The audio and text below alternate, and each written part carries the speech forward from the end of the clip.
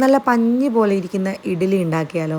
അപ്പോൾ അതിന് വേണ്ടിയിട്ട് ഈ ഒരു ഗ്ലാസ്സിലാണ് ഞാൻ അളവെടുക്കുന്നത്. 3 ഗ്ലാസ് പച്ചരി എടുത്തിട്ടുണ്ട്. അതിലേക്ക് 1 ടീസ്പൂൺ ഉലുവ ചേർത്ത് കൊടുത്തിട്ടുണ്ട്. ഇനി മറ്റൊരു പാത്രത്തിലേക്ക് 1.5 ഗ്ലാസ് ഉഴുന്നെടുത്തിട്ടുണ്ട്. എനിക്കിവിടെ കിട്ടുന്നത് ഇങ്ങനെ സ്പ്ലിറ്റഡ് ആയിട്ടുള്ള ഉഴുന്നാണ്. നാട്ടിലൊക്കെ കൂടുതലും മുഴുവനായിട്ടുള്ള ഉഴുന്നായിരിക്കും കിട്ടുന്നത്. അപ്പോൾ അതായാലും എടുത്താൽ മതി. ഇനി നമുക്ക് ഈ അരിയും ഉഴുന്നും കൂടെ നന്നായിട്ട് കഴുകി മാറ്റി വയ്ക്കണം. ഒരു 3-4 തവണ നന്നായിട്ട് കഴുകിയെടുക്കണം കേട്ടോ. അതിനുശേഷം നമുക്ക് ഇതൊരു 6-7 മണിക്കൂർ കുതിരാനായിട്ട് വെക്കണം. എന്നിട്ട് നമ്മൾ വൈകിട്ട് അരച്ചെടുക്കുമ്പോൾ ഇതേ വെള്ളത്തിൽ തന്നെ, നമ്മൾ കുതിരാനിട്ടിരിക്കുന്ന അതേ വെള്ളത്തിൽ തന്നെയാണ് അരച്ചെടുക്കുന്നത്. ഉഴുന്ന് കുതിരാനിട്ടിരിക്കുന്ന വെള്ളത്തിൽ അരച്ചെടുക്കുന്നതായിരിക്കും കുറച്ചുകൂടെ സോഫ്റ്റായിട്ട് കിട്ടുക എന്ന് എനിക്ക് തോന്നിയിട്ടുണ്ട്. അപ്പോൾ അതുകൊണ്ട് ഞാൻ ഉഴുന്ന് കുതിരാനിടുന്ന വെള്ളത്തിലാണ് നമ്മളുടെ അരിയും ഉഴുന്ന് നന്നായിട്ട് അരച്ചെടുക്കുന്നത്. അപ്പോൾ ഇതൊക്കെ നന്നായിട്ട് കഴുകിയെടുത്ത് ഞാൻ മൂടി വയ്ക്കുന്നുണ്ട്. ഇനി നമുക്കിതൊരു 7 മണിക്കൂറിന് ശേഷം നന്നായിട്ട് അരച്ചെടുക്കാം കേട്ടോ.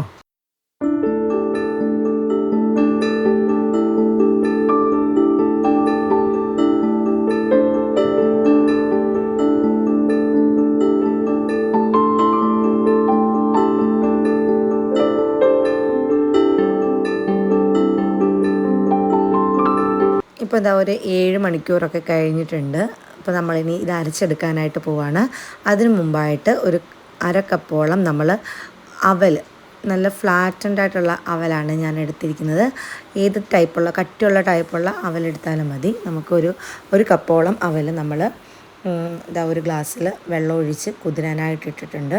ഇനി നമുക്ക് അരിയും ഉഴുന്നും സെപ്പറേറ്റ് തന്നെ അരച്ചെടുക്കാം. അപ്പോൾ ആദ്യം നമ്മൾ ഉഴുന്ന് വേണം അരച്ചെടുക്കാൻ.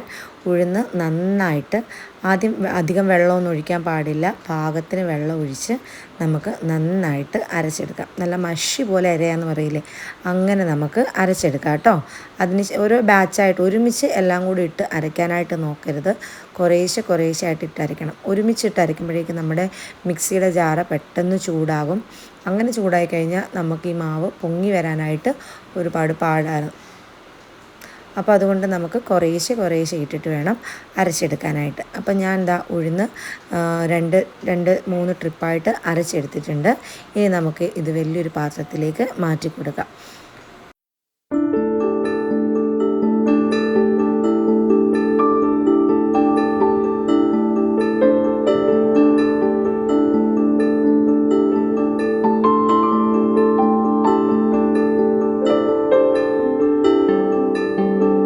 അപ്പോൾ നമ്മുടെ ഉഴുന്നൊക്കെ ഒരു 2-3 ട്രിപ്പായിട്ട് ഞാൻ അരച്ചെടുത്ത് മാറ്റി വെച്ചു. ഇനി നമുക്ക് അരി അരച്ചെടുക്കണം. ഇത് നമ്മൾ ഉഴുന്നിൻ്റെ അതേ വെള്ളത്തിൽ തന്നെയാണ് അരച്ചെടുക്കുന്നത്. അപ്പോൾ അത് നമുക്ക് ഒരു 3-4 തവണയായിട്ട് നന്നായിട്ട് അരച്ച് അതേ ഉഴുന്നിൻ്റെ മിക്സിനുള്ളിലേക്ക് ചേർത്ത് കൊടുക്കാം. ഈ അരി അരച്ച് കഴിഞ്ഞതിന് ശേഷം നമ്മൾ കുതിർത്ത് വെച്ചിരിക്കുന്ന അവലും കൂടെ ഇതിൻ്റെ കൂടെ നന്നായിട്ട് അടിച്ചെടുത്തിട്ട് നമുക്ക് ഈ മിക്സിനുള്ളിലേക്ക് ചേർത്ത് കൊടുക്കാം. അവൽ ചേർക്കുന്നത് നമ്മളുടെ ഇഡ്ഡലി കുറച്ചുകൂടെ സോഫ്റ്റായിട്ട് കിട്ടാൻ വേണ്ടിയിട്ടാണേ.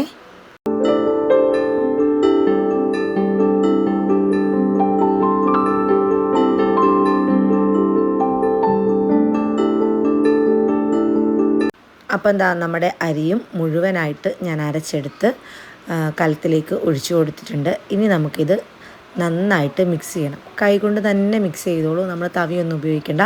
നമ്മുടെ കൈ കൊണ്ട് തന്നെ നമുക്ക് നന്നായിട്ട് മിക്സ് ചെയ്ത് കൊടുക്കാം. ഏകദേശം ഒരു 3 മിനിറ്റോളം നമുക്ക് കൈ കൊണ്ട് നന്നായിട്ടൊന്ന് മിക്സ് ചെയ്ത് കൊടുക്കാം കേട്ടോ. ഈ ഒരു കൺസിസ്റ്റൻസിയിലാണ് ഞാൻ എടുത്തിരിക്കുന്നത്.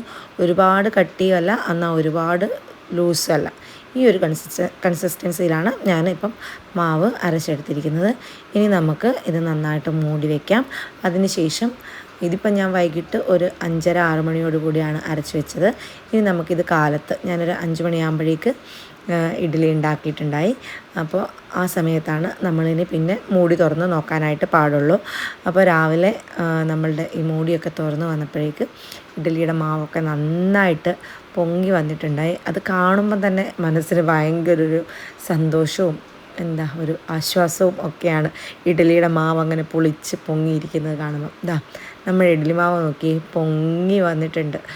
കണ്ടില്ലേ, നമ്മുടെ കലം നിറച്ചിങ്ങനെ ആയി നിൽക്കുന്നുണ്ട്. എന്നാൽ തുളുമ്പിയിട്ട് പോയിട്ടുമില്ല. ഇനി നമുക്ക് ആവശ്യത്തിന് ഉപ്പിട്ട് കൊടുത്തിട്ട് നന്നായിട്ട് മിക്സ് ചെയ്തെടുക്കാം. ഇനി നമ്മൾ മുഴുവൻ എടുക്കുന്നില്ല കേട്ടോ, പകുതി മാത്രമാണ് നമ്മൾ എടുക്കുന്നത്. ബാക്കിയുള്ളത് ഇതുപോലെ തന്നെ ഫ്രിഡ്ജിൽ വെച്ചാൽ നമുക്ക് നാളത്തേക്കിന് നമുക്ക് ദോശയ്ക്കുള്ളതുമായി.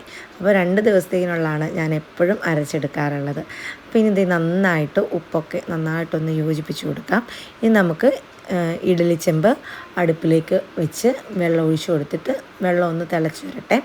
അപ്പോൾ നമ്മൾ ആദ്യം ഇഡ്ഡലി തട്ടെടുത്ത് അതിലേക്ക് കുറച്ച് വെളിച്ചെണ്ണ പുരട്ടി ഈ വെള്ളം ഒഴിച്ച് വെച്ച് ആവി വരുന്ന സമയത്തേക്ക് നമ്മൾ കൂട്ടത്തിൽ ഇഡ്ഡലി തട്ടും കൂടെ വെക്കും കേട്ടോ. എന്നിട്ട് ആവി കൊള്ളുന്ന സമയത്ത് ആ ഇഡ്ഡലി തട്ടും കൂടെ ചെറുതായിട്ടൊന്ന് ചൂടായി വരും. അങ്ങനെ ചെയ്യുമ്പം കുറച്ചുകൂടെ ഇഡ്ഡലി പെട്ടെന്ന് ഇളകി കിട്ടണ പോലെ എനിക്ക് തോന്നിയിട്ടുണ്ട്. അതുകൊണ്ടാണ് ഞാൻ ഇങ്ങനെ ആദ്യം എല്ലാ ഇഡ്ഡലി തട്ടിലും വെളിച്ചെണ്ണ തേച്ച് കൊടുക്കുന്നുണ്ട്. അതിനുശേഷം ഒന്ന് ചൂടായി വരുമ്പോഴേക്ക് അതിനകത്തേക്ക് നമുക്ക് ഇത് തട്ടിറക്കി വയ്ക്കാം. അത് കഴിഞ്ഞ് നന്നായിട്ടൊന്ന് ആവി വരുമ്പോഴേക്ക് തട്ടെടുത്തിട്ട് നമുക്കതിലേക്ക് മാവൊഴിച്ച് കൊടുക്കാം. ഞാൻ ഈ ഒരു രീതിയാണ് കുറേ നാളായിട്ട് ഫോളോ ചെയ്യുന്നത്. ഞാനൊരു യൂട്യൂബിൽ ഏതോ ഒരു ചേച്ചി ഇങ്ങനെ ചെയ്യുന്നത് കണ്ടിട്ടാട്ടോ അങ്ങനെ ചെയ്ത് നോക്കി. അതിന് മുമ്പ് ഞാൻ സാധാരണ എണ്ണ പുരട്ടി അപ്പം തന്നെ ഒഴിച്ച് കൊടുക്കാമായിരുന്നു ചെയ്യുന്നത്. അതാകുമ്പോൾ നമുക്കൊന്ന് തണുത്ത് വരണം അത് ഇളകി കിട്ടാനായിട്ട്. ഇത് നമ്മൾ ആ ചൂടോടുകൂടി തന്നെ എടുത്താലും നല്ല സോഫ്റ്റായിട്ട് നമുക്ക് കിട്ടുന്നുണ്ട്. അങ്ങനെ പറ്റി പിടിച്ചൊന്നും ഇരിക്കുന്നില്ല, പെട്ടെന്ന് തന്നെ ഇളകിപ്പോരുന്നുണ്ട്. ഇങ്ങനെ ചെയ്യാത്തവരാണെന്നുണ്ടെങ്കിൽ ഇങ്ങനെ ഒന്ന് ചെയ്ത് നോക്കും. അപ്പോൾ അതേ ഞാൻ എല്ലാ തട്ടിലും എണ്ണ പുരട്ടി അടുപ്പിലേക്ക് വെക്കുന്നുണ്ടേ.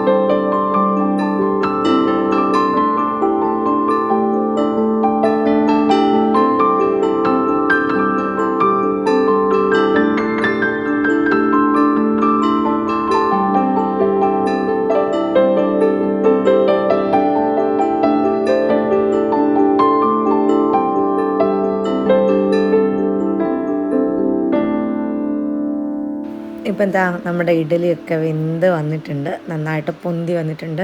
ഞാൻ നിങ്ങൾ നോക്കിയോ, ഇഡലി ഇപ്പം തന്നെ ഇങ്ങനെ കണ്ടോ, ആ പാത്രത്തിൽ നിന്ന് കുറച്ച് വിട്ടിരിക്കുന്നുണ്ട്.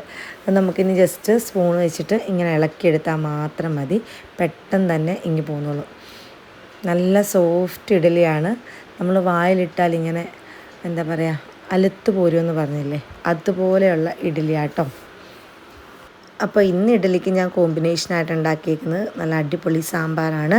ഇവിടെ എൻ്റെ രണ്ടാമത്തെ പെണ്ണിന് ഒരു സാമ്പാർ കൊതിച്ചയാണ്. അവൾക്ക് വേണ്ടിയിട്ടാണ് ഇഡലി ഉണ്ടാക്കുമ്പോൾ ഞാൻ എപ്പോഴും സാമ്പാർ കൂടുതൽ ഉണ്ടാക്കുന്നത്. അപ്പോൾ ഇത് ഇങ്ങനെയാട്ടോ, നല്ല സോഫ്റ്റായിട്ടുള്ള ഇഡലി നമുക്ക് കിട്ടിയിട്ടുണ്ട്. അപ്പോൾ ഇതുവരെ ഇഡലി ഒന്നും ഉണ്ടാക്കിയിട്ട് ശരിയാകാത്തവർ ഈ റെസിപ്പി ഒന്ന് മസ്റ്റായിട്ട് ട്രൈ ചെയ്ത് നോക്കുക. നല്ല സോഫ്റ്റായിട്ട് തന്നെ നിങ്ങൾക്ക് ഇഡലി കിട്ടും. അപ്പോൾ ഈ റെസിപ്പി ഇഷ്ടപ്പെട്ടെങ്കിൽ എല്ലാവരും ലൈക്ക് ചെയ്യുക, ഷെയർ ചെയ്യുക. പിന്നെ അതുപോലെ വീഡിയോ ഇഷ്ടമായെങ്കിൽ മറക്കാണ്ട് ചാനൽ സബ്സ്ക്രൈബ് ചെയ്ത് സപ്പോർട്ട് ചെയ്യുക. അപ്പോൾ എല്ലാവർക്കും താങ്ക്സ് ഫോർ വാച്ചിങ്.